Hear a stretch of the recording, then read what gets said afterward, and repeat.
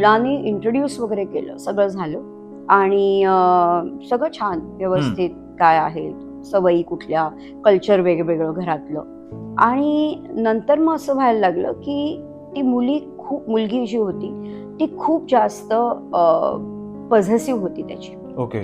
त्यामुळे घरी गेल्यानंतर जेव्हा हा. त्याच्या घरी जायची तेव्हा त्याच्या आई वडिलांचा तिला थोडासा हस्तक्षेप वाटायला लागला, हा. आधीचा, लग्नाच्या हा. आधी. हा. त्यामुळे शी स्टार्टेड अव्हॉइडिंग, लाईक त्याला कुणाला भेटू नाही द्यायची, कधी ओ. पिकनिकला एकत्र जायचंय त्याच्या फ्रेंड्स बरोबर, हा. किंवा मे बी त्याच्या रिलेटिव्हनी कधी बोलावलंय, लग्नाच्या आधीचीच गोष्ट हा. सांगते. तेव्हाही ती अशी खूप पॉझेसिव्ह असल्यामुळे त्याला कोणाला भेटू नाही द्यायची. ओके. सो रिलेशनशिप मध्ये होता तेव्हा तुम्हाला ही गोष्ट जाणवली नाही. The moment you wanted to get married आणि तुमची फॅमिली इन्व्हॉल्व्ह झाली, तसा तिच्यामध्ये ते अँटिनाज उभे राहिले की अरे हा माझा शेअर होतो इकडे तिकडे, and that I want sacrifice.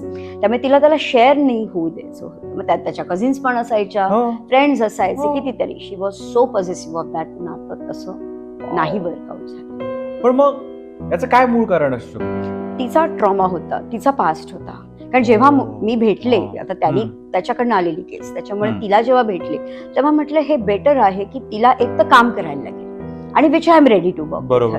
पण तिचा ऍक्सेप्टन्स पाहिजे काम करायचा, आणि she was not ready. So it's better to call off. कारण इतकं चांगलं नातं होतं पण ती रेडीच नव्हती.